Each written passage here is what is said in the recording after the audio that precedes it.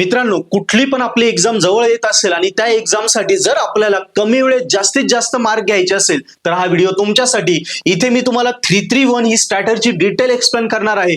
Number of मुलांना मी ही strategy सांगतो, त्यांना त्याचा फायदा होतोय, तुम्हाला सुद्धा या स्ट्रॅटेजीने फायदा होणार आहे, समजून घ्या. ही स्ट्रॅटेजी काय सांगते मित्रांनो, जेव्हाही कुठली एक्झाम जवळ येते, आपली महिनाभरावर एक्झाम असते, जसं आता फेब्रुवारी चालू आहे म्हणजे समजा मार्चच्या पहिल्या वीक मध्ये एंड आपली इनसेम एक्झाम येणार, किंवा फर्स्ट इयर सेकंड इयर 24 पॅटर्नच्या मुलांचे तर कॉलेजमधल्या सीसी होतील, ज्या 30 मार्काच्या किंवा 40 मार्काच्या 20 मार्काच्या कॉलेज टेस्ट होतात.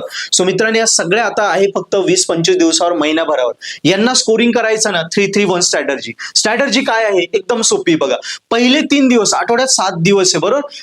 पहिले 3 दिवस त्याच्यामध्ये प्रत्येक विषयाचे जेवढे विषय आपले रेग्युलर बॅकलॉग, सगळ्या विषयांचे नवीन टॉपिक करायचे, रिपीट कुठलाच करायचा नाही. म्हणजे समजा सोमवारी समजा तू घेतले 2 विषय, मंगळवारी 2 विषय, बुधवारी समजा 3 विषय, टोटल 7 विषय झाले. सो सोमवारी 2 विषय आहे, 4 तास अभ्यास करतोय, 2-2 तास आला एका विषयाला. सो 2 तास पूर्ण नवीन करायचं, त्याला पुन्हा रिपीट करायचं नाही, रिव्हिजन करायचं नाही. रिव्हिजन वाली strategy is different. Okay, so पहिल्या 3 दिवस सगळ्या विषयांचं 7 विषय घेतोय, प्रत्येक विषयाला समजा 2-2 तास देतोय.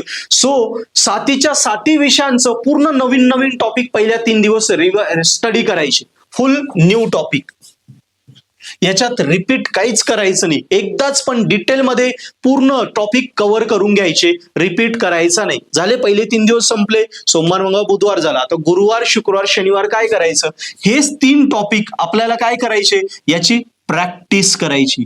म्हणजे आता आपण असं समजूया की सोमवारी तू 2 सब्जेक्ट केले होते, त्याचे नवीन टॉपिक जे केले होते त्या टॉपिकला आता आपल्याला डिटेलमध्ये पुन्हा स्टडी करायचं आणि पुन्हा त्याच्यावरचे न्यूमेरिकल असतील ते सोडवायचे, डेरिव्हेशन असतील ते सोडवायचे, थेरी क्वेश्चन आहे त्याच्या स्टेप्स लक्षात ठेवायचे, त्याचे आपल्याला पॉइंट्स लक्षात ठेवायचे, डायग्राम लक्षात ठेवायची, म्हणजे प्रॅक्टिस करायची. सो पुढचे 3 दिवस काय, याच सब्जेक्टची प्रॅक्टिस करायची. कळालं? आणि आता शेवटचा 2 दिवस आहे, आता सोमवार मंगळवार बुधवार झाला त्याची प्रॅक्टिस, गुरुवार शुक्रवार शनिवार झालं, आता रविवारच्या दिवशी आपल्याला रिव्हिजन करायची. बघा, सो या स्ट्रॅटेजीने रविवारी रिव्हिजन कुठली, या पहिल्यांदा जे 3 आपण 7 विषय केले होते 3 दिवसात, त्या 7 विषयांची प्रॅक्टिस केली आणि त्याच प्रॅक्टिसची आता 2दा ते अभ्यास झाल्यामुळे रिव्हिजन एका दिवसात सहज शक्य आहे. रिवाइज करायचं आणि ते टॉपिक बाजूला ठेवून द्यायचे, पुन्हा पुढच्या आठवड्यात पुन्हा नवीन परत पहिल्यापासून नवीन टॉपिकवर सुरुवात करायची, त्याच सब्जेक्टचे नवीन टॉपिक, पण आता वेगळे टॉपिक घ्यायचे.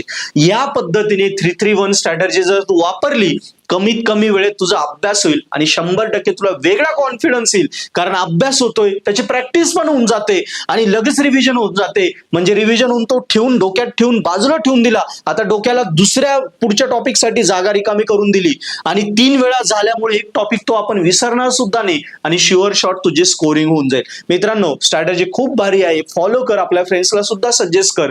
आणि हो, पर्पल ॲट ऍप्लिकेशन वरून अभ्यास कर. पर्पल ॲट ऍप्लिकेशनवर सगळ्या विषयांचे रेकॉर्डेड कोर्सेस, पूर्ण ऑथेंटिकेटेड स्टडी मटेरियल आहे, तेवढंच कर, वेगळं काही बघू नको, पुस्तक घेऊ नको, कुणाला भेटू नको, आम्ही दिले तेवढंच कर. सोप्या पद्धतीने आम्ही ज्याला बेसिक विकेट त्यालाही समजेल इतक्या सोप्या पद्धतीने सगळे रेकॉर्डेड कोर्सेस दिले आहेत, ज्याचा solve paper, IMP question, notes, सगळं स्टडी मटेरियल आहे. एवढा अभ्यास केला आमच्या सोबत, पर्पल ॲट ॲप सोबत, तर शुअर शॉट तू स्कोरिंग करशील. तुला कुठल्याच दुसरीकडे कुठल्याही रिसोर्सची गरज नाही, फक्त पर्पल ॲटचे रिसोर्स वापर आणि स्कोरिंग कर. Best of luck.